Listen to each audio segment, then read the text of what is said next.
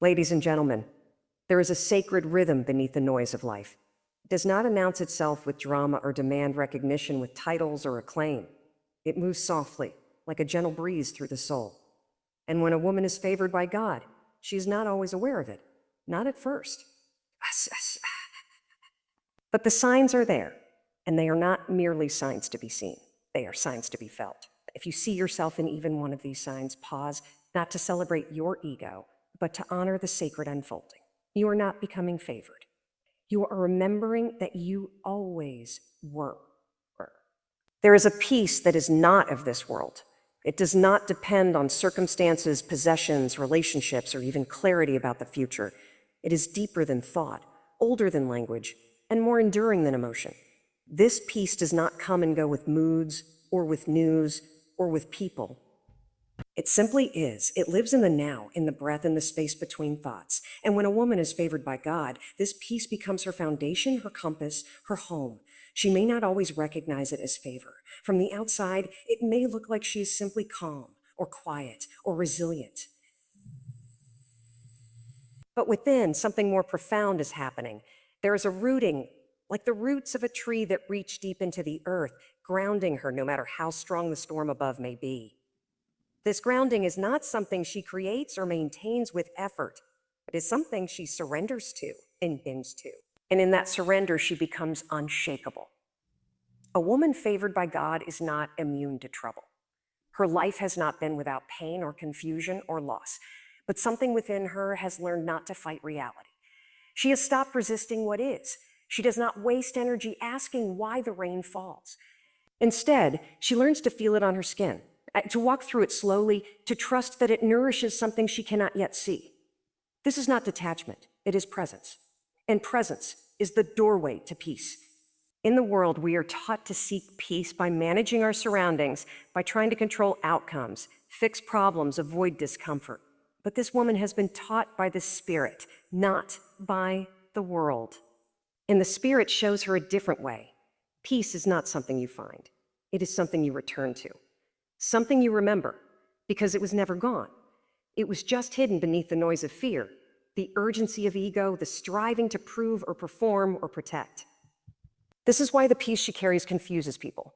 They think she must have an easy life. They think she must have things figured out. But the truth is, her peace was born in the fire. She met it in her breaking, not her becoming.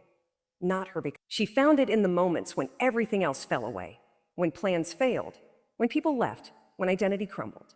And in the silence that followed, she discovered that she still existed, that she was still held, that nothing essential had been lost. And that realization, wordless, sacred, beyond understanding, became the ground beneath her feet. Now she carries that peace with her, not as armor, but as essence. It is not performative. It is not something she turns on to impress or to influence. It is simply who she is when she is most herself. In a world addicted to reaction, she responds. In a culture obsessed with noise, she honors silence. She does not need to win the argument or prove her point or dominate the conversation, because her confidence does not come from certainty, it comes from stillness. And stillness is stronger than certainty. This stillness allows her to see clearly. While others are swept up in the drama of the moment, she remains centered, not because she is detached or uncaring, but because she knows that her worth and her wisdom are not at stake in the chaos. She can hold space for other people's pain without being consumed by it. She can walk into tension without absorbing it. Her presence becomes a sanctuary, not because she tries to be anything special, but because she is deeply aligned with what is real. She is not rushed. She does not hurry her healing. She does not pressure others to meet her timeline. Time for her is not an enemy, but a teacher. She knows that what is sacred cannot be forced. So she moves through life with a quiet grace, a patient strength. Her choices are not reactive. They are intentional. Her decisions are not based on fear. They are shaped by faith. And that faith is not dogma. It is not a list of beliefs she clings to. It is not a performance for the approval of others. It is something quieter, more intimate, a knowing, a whisper, a trust that she cannot explain but cannot deny. She knows that she is held, guided, loved, moment by moment, breath by breath. And because she lives in that awareness, she becomes a vessel for peace to others. People come to her not always knowing why. They just feel safer in her presence. They feel more seen, more calm. She may not have answers, but she holds space. She may not fix the problem, but she reflects back their strength. Her peace is not just personal, it is spiritual. It invites others to slow down, to breathe, to remember who they are. This is divine favor, not because she is better or more blessed than others, but because she has remembered what so many have forgotten, that God is not far off. That grace is not a reward for good behavior. That peace is not a prize, but a path. And the more she walks that path, the more she reveals to others that it is possible for them too.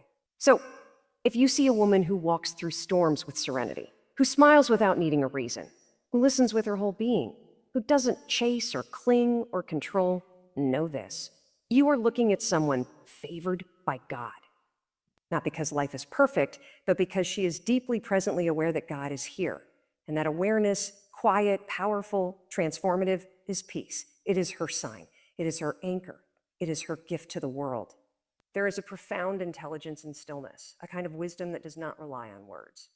A woman favored by God is not always the one who speaks the most or has the loudest voice in the room. Often, she is the one who listens. But her listening is not passive. It is not just the act of waiting for her turn to speak. It is a deep, sacred attentiveness, an ability to hold space for the present moment without judgment or interruption. This kind of listening is rare. It is not driven by curiosity alone, but by presence.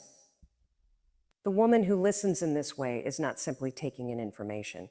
She is perceiving with her whole being. Her ears may hear words, but her spirit hears truth. She listens for what is not being said. She listens to the silence between the sentences.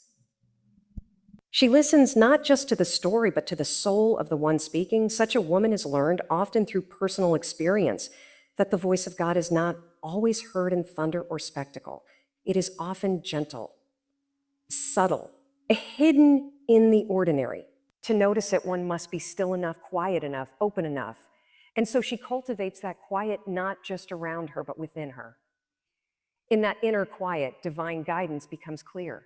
In a world that equates confidence with speaking up, this kind of quiet power can be misunderstood. People may think she is shy, passive, or disengaged, but the opposite is true. She is deeply engaged, just not in a surface way. She is not distracted by the need to impress or prove herself. She is not crafting her next sentence while someone else is speaking. She is fully present. And in her presence, others feel seen. This woman understands that listening is a form of love, not the romantic kind, but the sacred kind. The love that honors another person's truth without needing to correct it or reshape it. When she listens, she creates a sanctuary. A place where people feel safe to be vulnerable.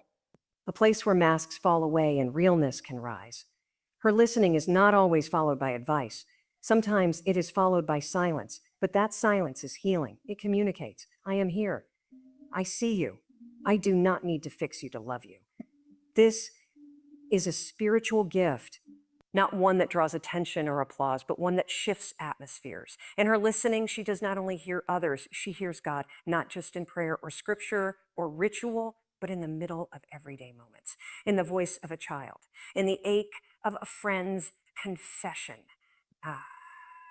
In the questions that don't have easy answers, in the quiet inner nudge to wait, to rest, to let go. Her listening becomes a portal through which divine wisdom flows, and this wisdom does not come with titles or credentials. It is not dependent on age or education. It arises from connection, from awareness, from the willingness to be empty of ego so that something greater can speak. This woman has learned that sometimes the most powerful thing she can offer is her undivided attention. And in a distracted world, that attention becomes holy. She does not rush to speak because she does not need to. Her value is not in her performance. Her worth is not in how well she argues or articulates. She is not competing for space. She is creating it. She honors the rhythm of a conversation, the pace of a person's healing, the timing of divine revelation. And because of this, when she does speak, People listen. Not because she demands their attention, but because her words carry the weight of presence. Her speech is often thoughtful, measured, grounded. She speaks not to fill silence, but to offer substance. She understands that words have energy, that they can wound or heal, divide or unite. And so she is careful, not fearful, but intentional. She knows that timing is as important as content, that sometimes a delayed word is more powerful than a fast one. That waiting can be an act of faith. This kind of woman is not interested in dominating conversation. She is interested in communion, in connection. In the kind of dialogue where both people are changed, not because one persuaded the other, but because something deeper emerged in the space between them. She does not need to win. She needs to witness. She does not speak to be right. She speaks to be real. And when she listens to God, she listens in the same way, with her whole being, with stillness, with trust. She does not demand answers. She waits for them. She does not need lightning bolts or grand visions. She is attentive to the small stirrings, the way her spirit lifts at a certain thought, the way peace follows a particular decision, the way a word in a book or a line in a song seems to echo her unspoken prayers. This listening becomes her compass. It guides her in decisions, in relationships, in moments of uncertainty. It protects her from the noise of comparison and distraction. She does not need to chase the loudest voices or the newest trends. She has learned to return to the still, small voice within, me. And in doing so, she becomes anchored in a deeper reality. Others may not understand her choices. They may wonder why she takes her time, why she pauses when others rush, why she stays silent when others speak. But she is not trying to be understood. She is trying to be aligned.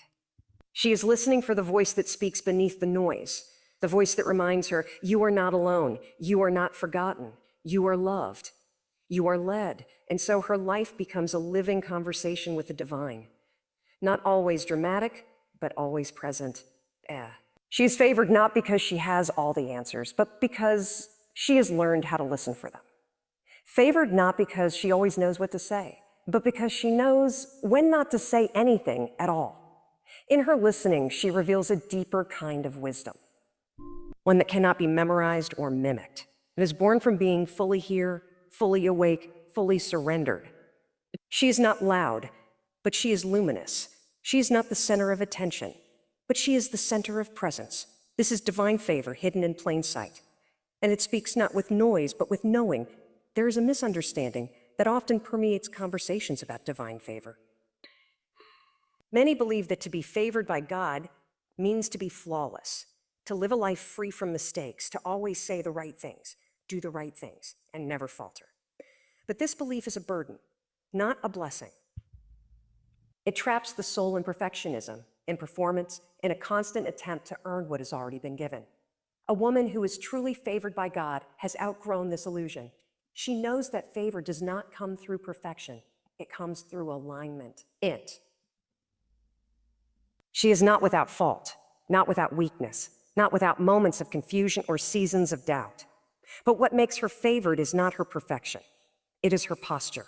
She is postured toward truth, toward love, toward light. Even when she stumbles forward. Even when she falls into grace. This kind of woman has learned, sometimes through great struggle, that her flaws do not disqualify her from being chosen. In fact, it is often her flaws that become the entry point for her transformation. God does not wait for her to be perfect, to bless her. Instead, God meets her in her mess, in her broken places, in the moments where she feels most unworthy. And it is in those very places that divine favor begins to reveal itself, not as reward, but as reminder. You are still loved. You are still seen. You are still mine. This woman is not performing holiness. She is not wearing righteousness like a mask to hide behind. She is walking out her faith with authenticity. Her life is a living relationship with God, not a religious checklist. She is honest in her prayers, even when her prayers are messy. She does not pretend to have it all together. Instead, she brings her whole self, her questions, her fears, her hopes, her grief, to the presence of the one who already knows. Her alignment is not about outward behavior first. it begins inwardly. She seeks to live in harmony with her spirit, with her values, with her purpose. She has discovered that when she aligns her heart with truth, her life begins to flow differently. Opportunities arise that she did not chase. Peace settles in places where anxiety once ruled.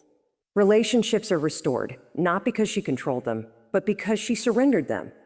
This kind of alignment is not static. It is a daily practice, a moment-by-moment awareness.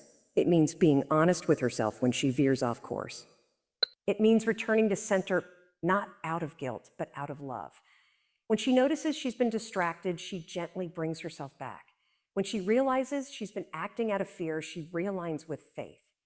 When she sees that pride or comparison has crept in, she returns to humility and gratitude.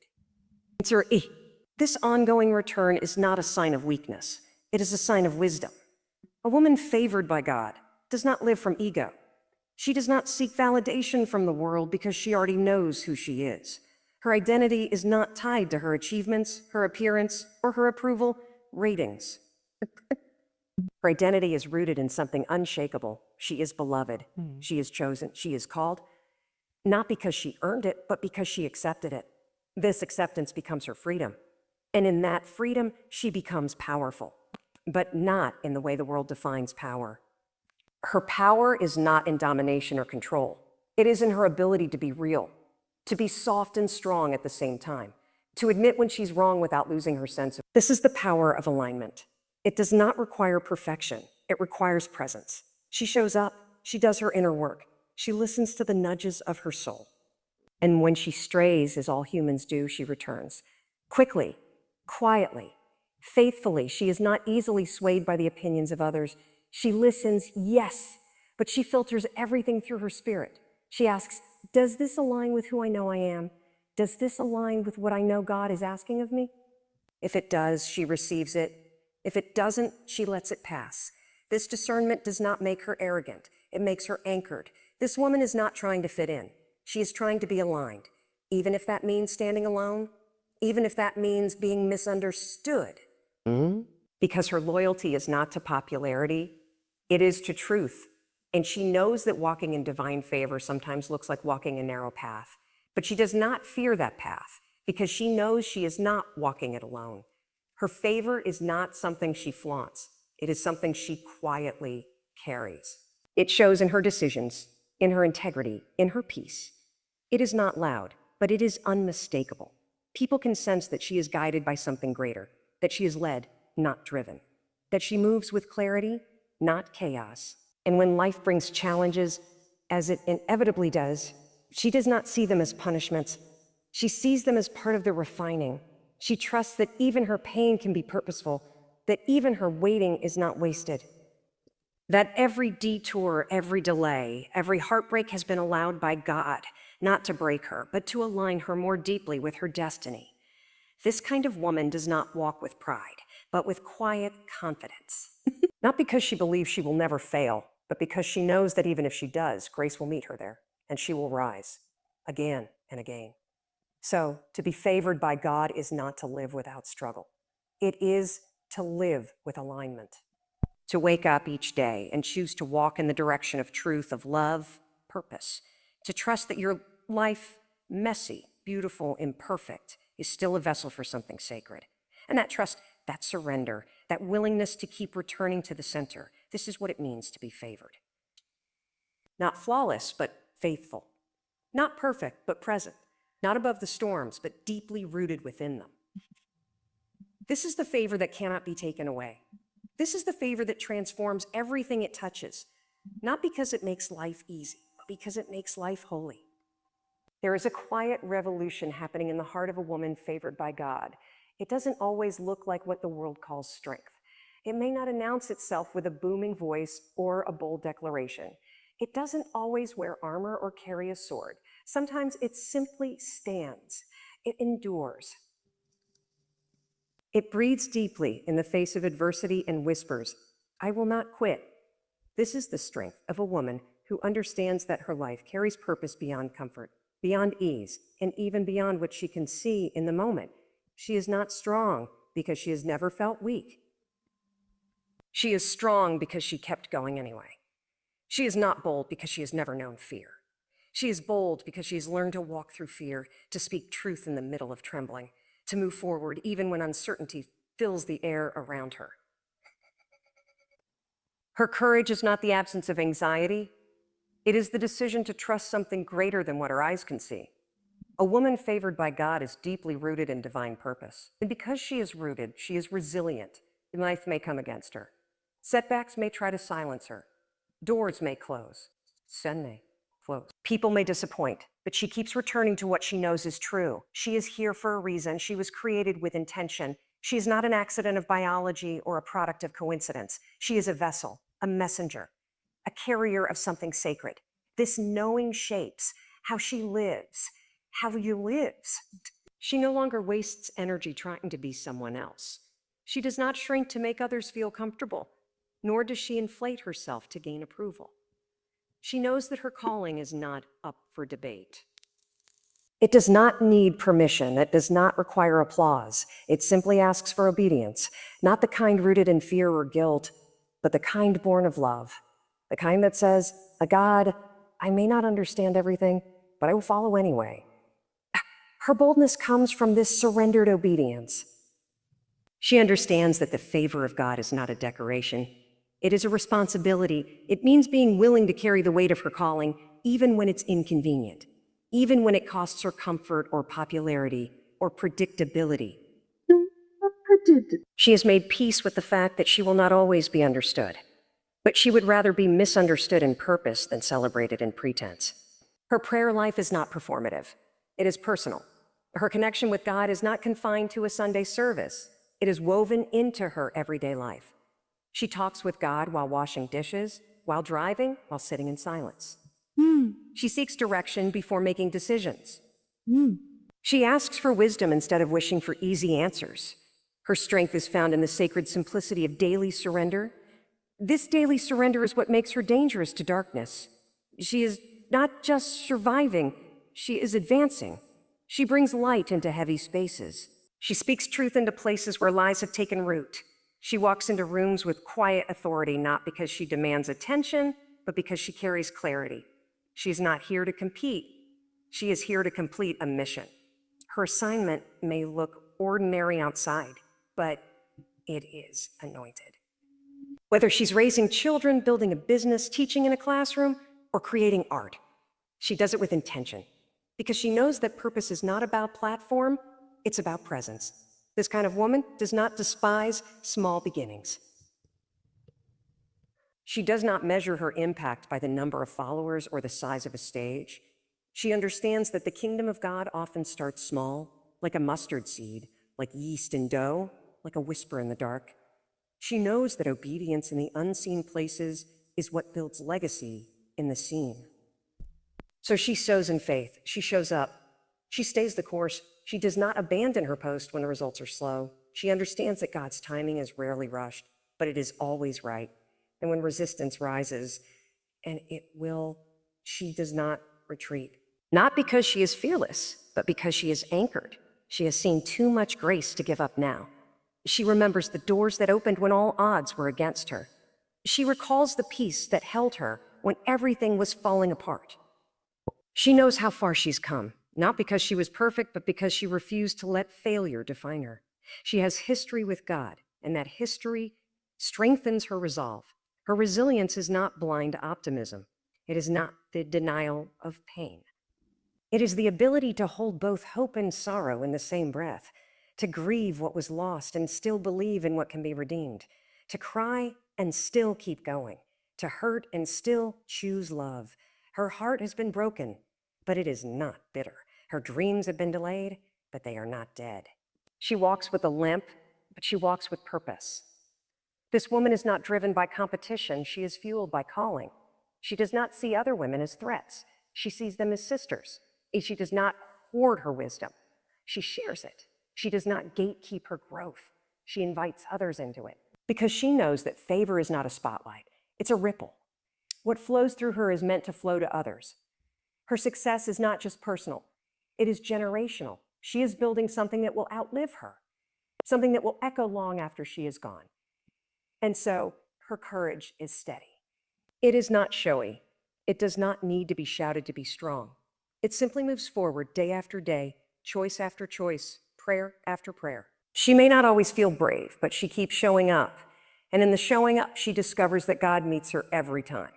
This is the boldness of a woman favored by God, not the boldness of ego, but the boldness of purpose. Not the loudness of pride, but the clarity of mission. And not the perfection of performance, but the power of presence. She knows who she is. She knows who sent her. And she knows that even when the path is hard, she's never alone on it.